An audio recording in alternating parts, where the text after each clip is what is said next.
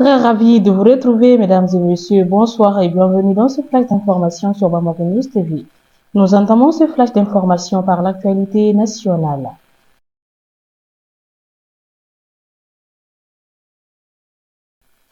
Dans la dynamique de la rémunération pour copie privée et les droits de reproduction par reprographie des œuvres, les administrateurs du Bureau malien du droit d'auteur Bondu étaient réunis hier jeudi au siège de l'établissement à Faladé pour la quatrième session ordinaire de son conseil d'administration. L'ouverture des travaux était présidée par le secrétaire général du ministère de l'Artisanat, de la Culture, de l'Industrie hôtelière et du Tourisme, Mahamadou Dikoumbouna Diara, en présence de la directrice générale de Bondu, Madame Diallo Aïda Kone. Cette session budgétaire a permis aux administrateurs de statuer sur un projet de programme d'activité soutenu par un budget conformément à la vision éclairée du président de la transition, le général d'armée Assimi Goïta, d'inculquer à la jeunesse nos valeurs sociétales et les repères culturels qui fondent le Mali Koura, a assuré le secrétaire général du département. Le ministre chargé de la culture, Mahmoud Dafé, continuera d'œuvrer pour la promotion des droits des artistes. Toujours au pays, la ministre de la Santé et du Développement social, le médecin-colonel Assa Badialo Touré, et son collègue de la communication, de l'économie numérique et de la modernisation de l'administrative, Al-Hamdou Ag-Ilienne, ont pris part hier jeudi 13 février 2025 à une journée porte ouverte organisée par l'hôpital du Mali. L'initiative s'inscrit dans le cadre de la campagne d'information et de sensibilisation de la population sur les potentialités, les capacités et les offres de services dans le cadre de la prise en charge des maladies dans les structures de santé. Elle est couplée au redémarrage des activités de la radiothérapie.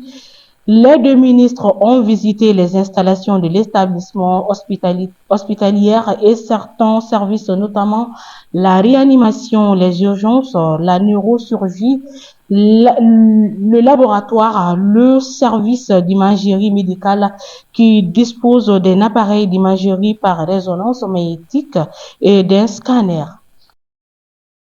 Le jeudi 13 février 2025, d'après des sources locales, des individus armés non identifiés ont pris pour cible un convoi ministériel entre Niena et Sikasso. Ces sources indiquent que des blessés ont été transférés. Grâce à la détermination des agents de sécurité, le convoi a néanmoins pu rejoindre Niena. Le ministre de l'Environnement, de l'Assainissement et du Développement durable, Madame Doumbia Mariam Tangara, a lancé le jeudi 13 février 2025 à Mopti, la Vénice malienne, d'importants travaux dans le cadre du projet de restauration des terres dégradées. Plusieurs personnalités étaient présentes, dont des membres du gouvernement, le gouverneur de la région de Mopti, ainsi que des autorités locales et traditionnelles. Plusieurs projets ont été lancés pour un coût total de 4,56 milliards de francs CFA. La Confédération africaine de football a procédé le jeudi 13 février 2025 au tirage au sort de la phase finale de la Coupe d'Afrique des Nations le 17 mars 2025 au siège de la CAF au Caire en Égypte, troisième lors de la dernière édition en 2023. Le Mali se retrouve dans le groupe 2 en compagnie de la Côte d'Ivoire, de l'Angola et du deuxième représentant de l'Union des fédérations de football d'Afrique centrale dont l'équipe reste à déterminer.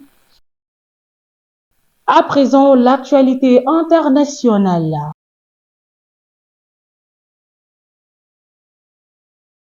Les Émirats arabes unis ont appelé ce vendredi à une pause humanitaire durant le Ramadan au Soudan, ravagé depuis avril 2023 par la guerre, et se sont engagés à verser des 100 millions de dollars d'aide humanitaire en marge du sommet de l'Union africaine en Éthiopie. Les affrontements entre les paramilitaires des forces de soutien rapide de Mohamed Hamdan Daglo et l'armée du général Abdel Fattah el-Burhan, deux anciens alliés devenus rivaux, ont fait des dizaines de milliers de morts et déplacé plus de 12 millions de personnes alors que l'armée contrôle l'Est et le Nord du Soudan.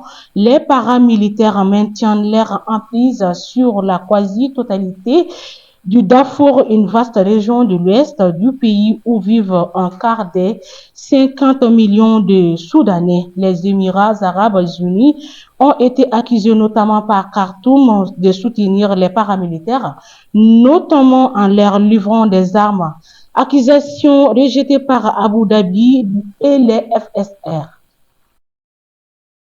Après les anomalies décelées par la Cour des comptes pour la gestion des finances publiques entre 2019 et 2024, sous l'ex-président Macky Sall, les nouvelles autorités annoncent l'ouverture d'enquêtes judiciaires sur de possibles délits financiers. Des responsables de l'ancien régime parlent de machination politique.